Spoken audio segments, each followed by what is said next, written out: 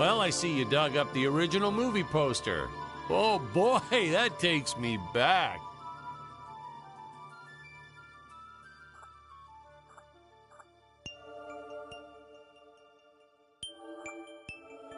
Hey, is this thing on? Can you hear me all right? Yeah, all good.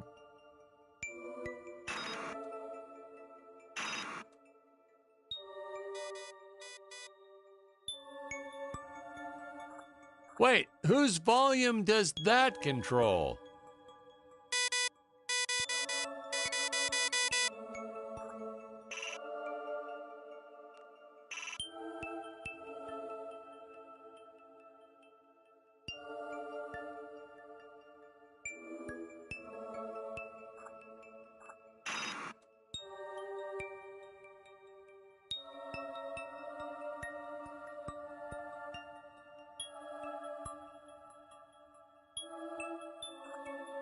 We digitally cleaned up the old 35 millimeters. Much nicer now, huh? Yeah, well, actually, I hadn't noticed. It looks all right.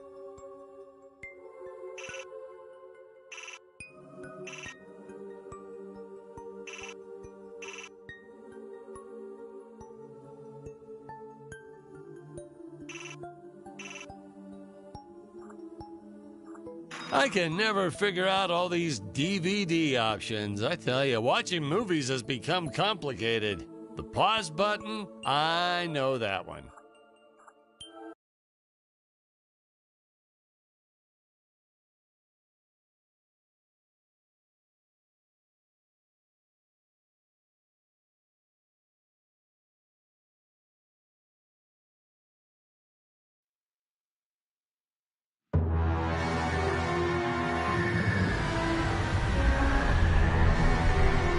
Hello, Dan Smith here. I directed this film back in, well, it feels like a century ago.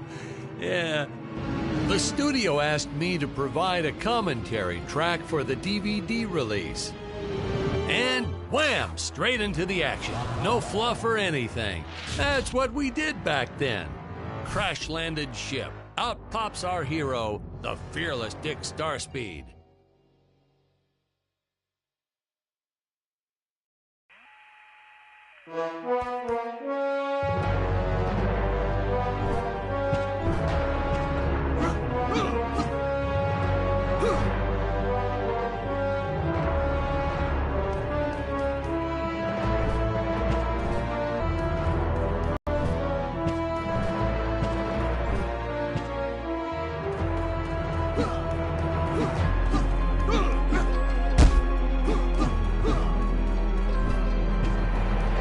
The ship's velocity reactor is damaged. I believe that I am stranded on an alien planet. Played, of course, by actor Jonathan Digby. Went on to some minor roles after this. Such a shame. I thought from day one this guy's got leading man written all over his face. I'm often asked why Dick breaks these boxes.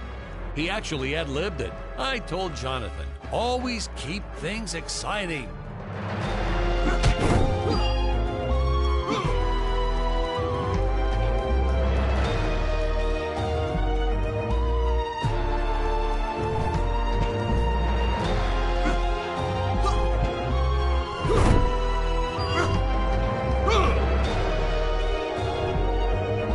Greetings, citizens of Gravoria. I am Dick Starspeed, and I come in peace. Probably shouldn't have had Dick draw his weapon when he was talking about peace. Well, maybe one day we'll go back and CG it into a sandwich or something instead. Ha! Just kidding.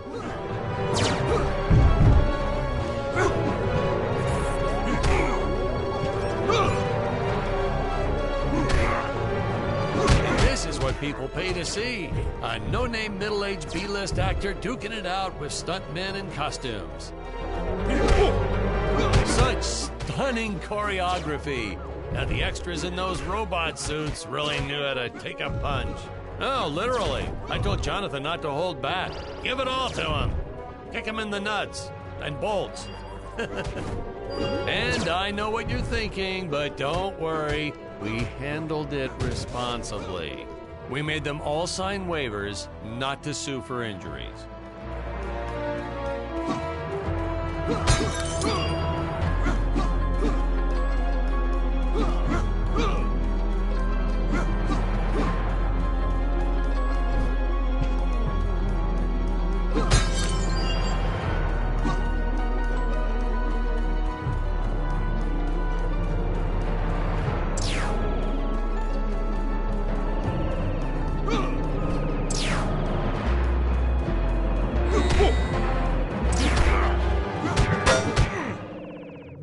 Holy smokes!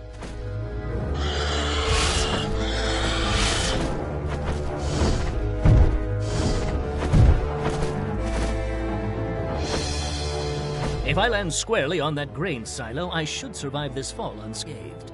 I shouldn't say this now, but you could actually see the strings if you squinted hard enough.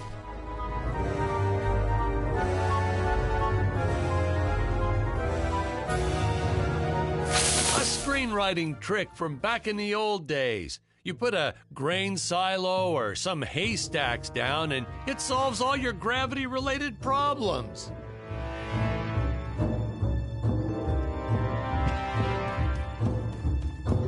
It appears some of my equipment was lost when my ship was shot down. But what luck! This high-tech scanner reports that my ray gun is nearby.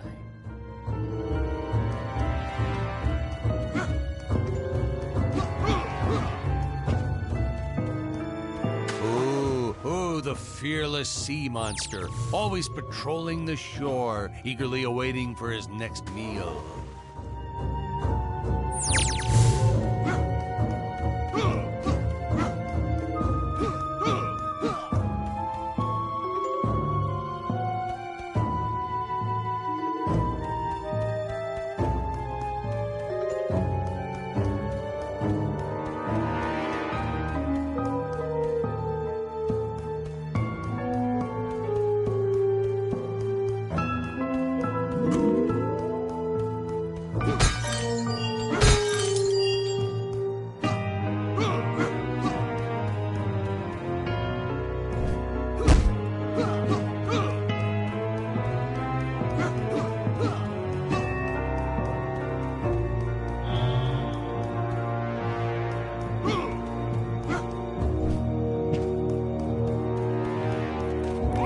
Dinosaurs! You just don't see quality stop motion like this anymore, do you? Someone actually sat there and moved them, frame by frame. Today, it'd be done with computers, but where's the artistry in that?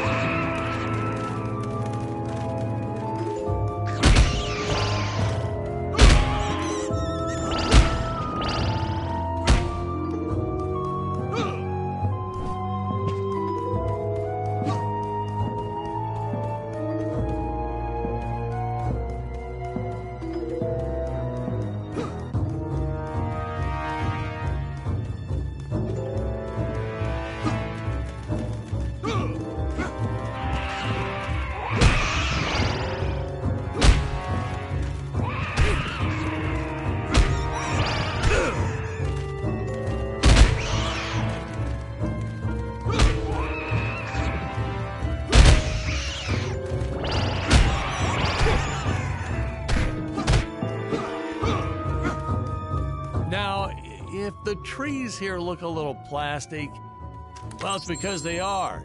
I took them from the set of my last film, Vampire Island 2.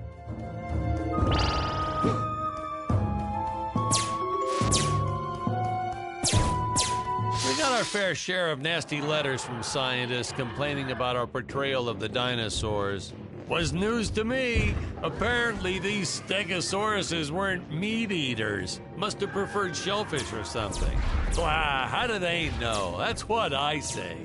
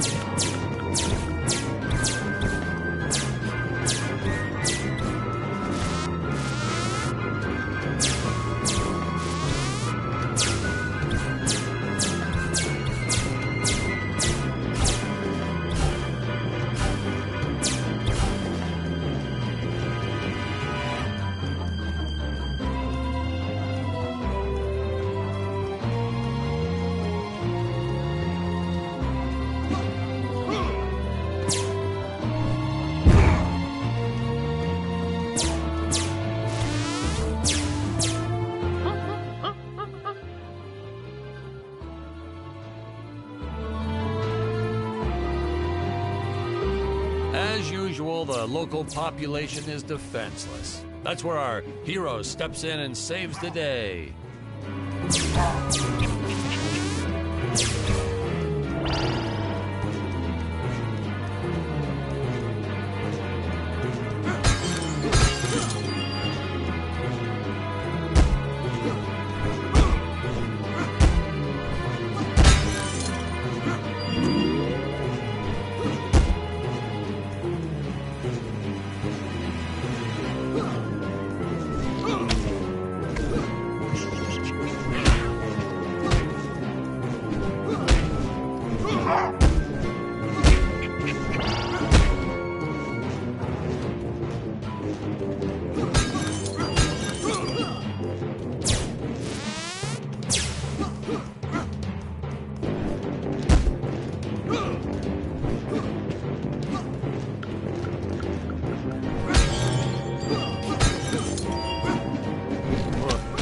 Put Jonathan through a lot shooting this film.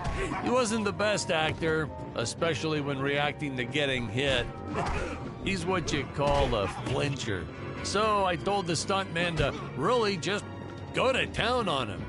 It's the only way to get an honest performance sometimes. Our props master tried to make the weapons soft, but there's only so much you can do. Lucky for us, Dick's entire body was covered in that spacesuit. That thing was a lifesaver when it came to hiding bruises.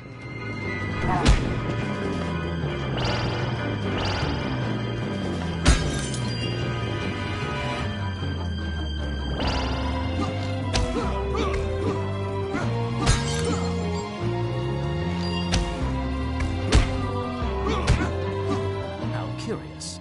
They dissolved into what appears to be gold. You'll notice the gold disappears when Dick touches it. We had a deleted scene that explained he's actually teleporting it back to his ship. It's funny, no one ever questioned how Dick was able to walk around with an amount of gold on him.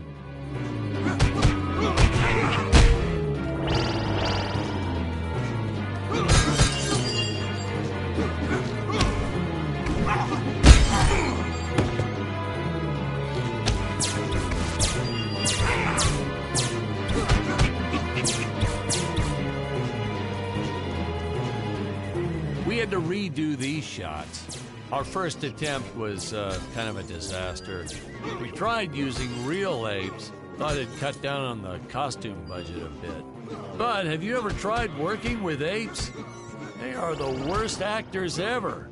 They don't sit still for a moment, and the second you take your eyes off of them, they're flinging their feces all over the place. Jonathan refused to work with them after he got, well, let's just say that he had to take more than a couple of showers one day. You know, you never forget the smell of monkey poo. We steam cleaned the studio top to bottom. Still never got rid of it entirely. All through the rest of the shot, we kept finding those little surprises hiding inside various props. Boy, were those the days.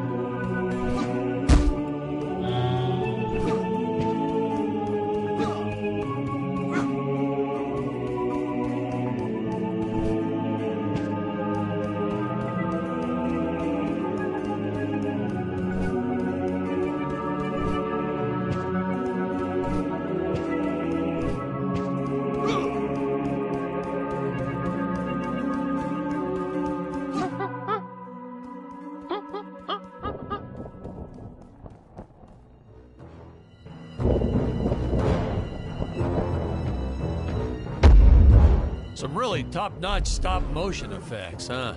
Unfortunately, we skimped on the Dick Starspeed puppet a little. The Earthman is not for you to eat, fiend! Oh, this is groundbreaking. We had the woman rescuing the man for once. We were really ahead of our time with this scene, but well, then again, I've always been rather progressive. The studio exec didn't seem to get why it was such a big deal, though. Sorry, we don't see this as anything unusual. Ha! Of course! It's unusual. A woman would never save the man. It just doesn't happen. Not in the movies, not in real life. I don't know why we didn't get more recognition for this scene. Well, I guess I was just a little too ahead of my time.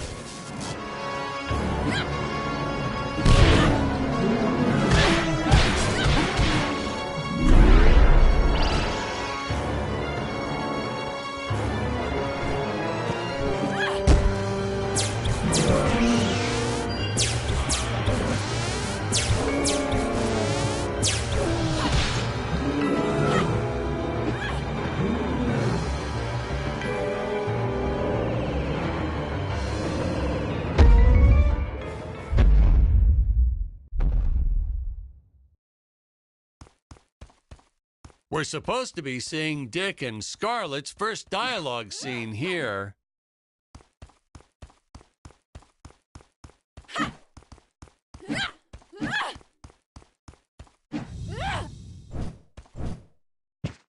Thank you for saving me, strange woman. What is your name? I am the magnificent Scarlet Nova. Do not question my motives. Just be happy that you are still alive. I must speak with my father at once. I shall teleport to his chambers.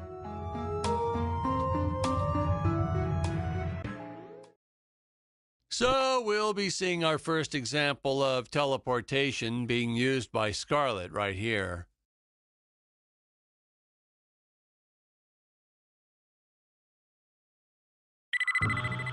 Huh? Where is this place? This is not my father's chambers. You have disobeyed me for the final time, Scarlet. Enjoy an eternity in the Tower of Eternal Solitude. For all eternity! Ha! The old fool did not notice I am wearing my jetpack. Booster usage. Jump. Wait. Wait. Use booster. Survive deadly fall.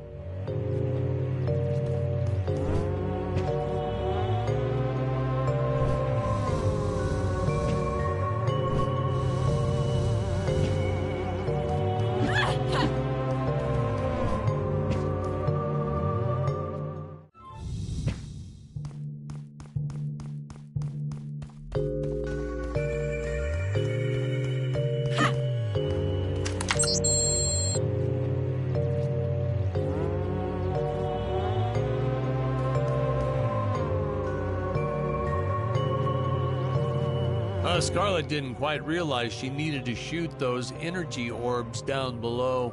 Keep in mind, Stacy was doing this on a soundstage, okay?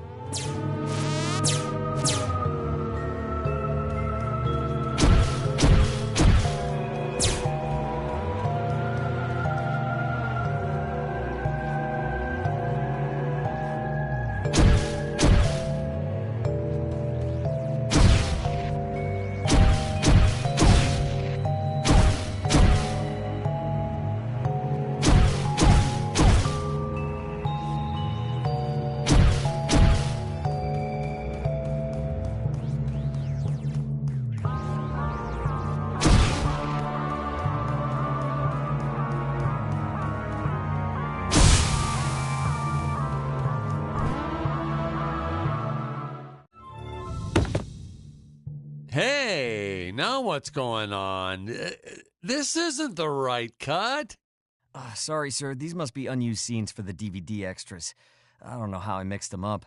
We'll go back and record that part again, using the right scenes, I suppose.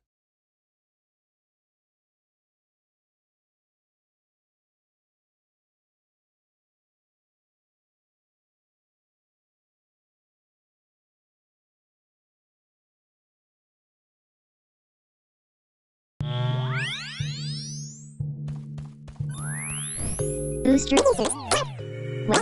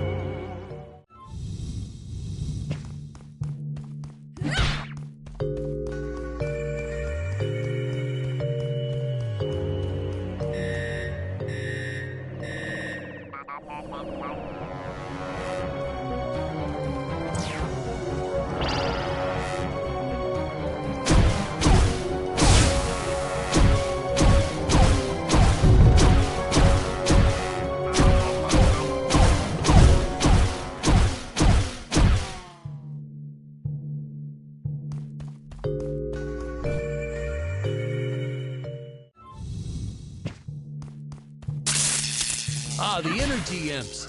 Such a neat effect. We had to paint each movement frame by frame and superimpose it into live footage. We were pulling all-nighters for weeks. Well, when I said we, I meant the artist. I'm pretty much useless if I don't get a solid 10 hours a night. But they were at it forever. They had to redo it all because I accidentally told them red instead of blue the first time. Artist.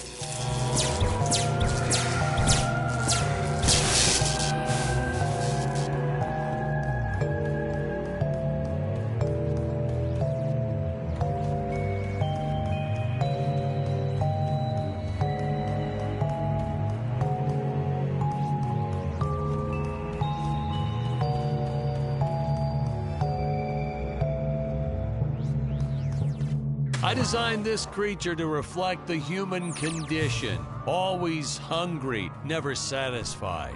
The bottomless pit of the beast's stomach. I don't know, you say stuff like that in interviews and your film always wins awards.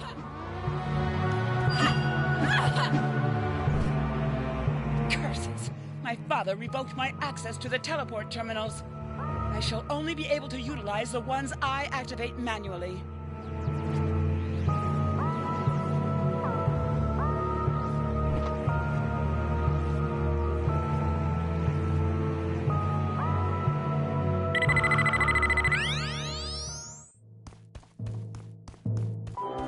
Ah, I knew you would return.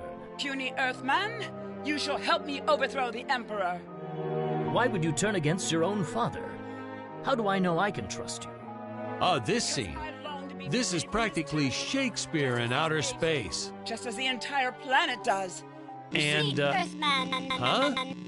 Patrick, what's wrong with the video? Sorry, sir. Technical problems.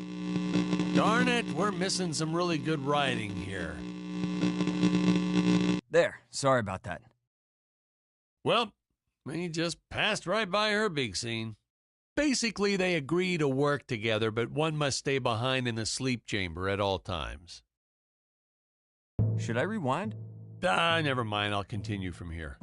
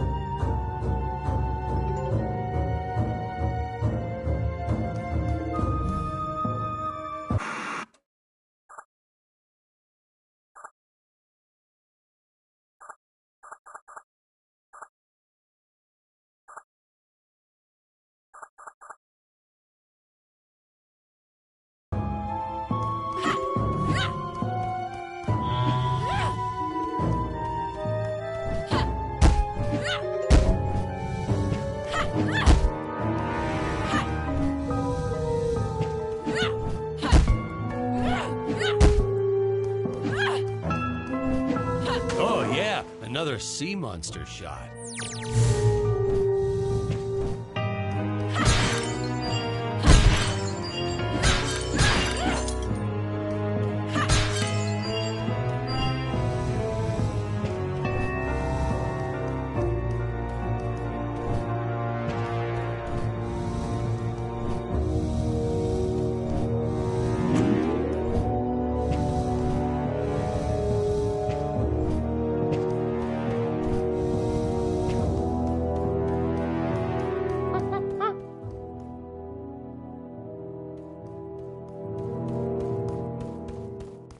Oh, spoiler alert, our heroes may or may not find a particular tool that will allow them to destroy those rock barriers later on in the film.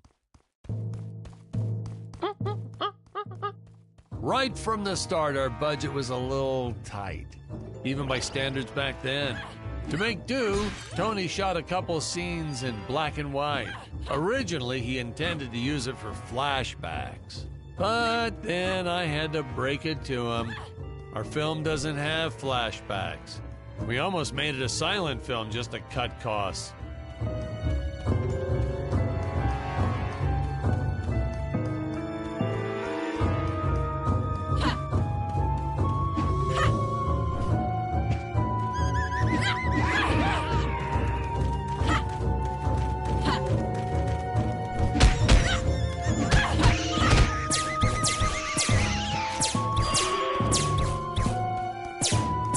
I felt it was an absolute necessity we have a T-Rex in this film, but we got this Serato thing instead. Of course, I went through the whole production thinking it was a T-Rex because, really, who can tell the difference anyway?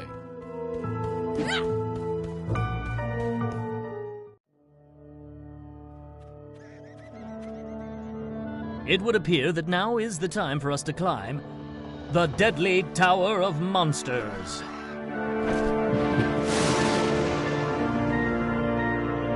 Good screen.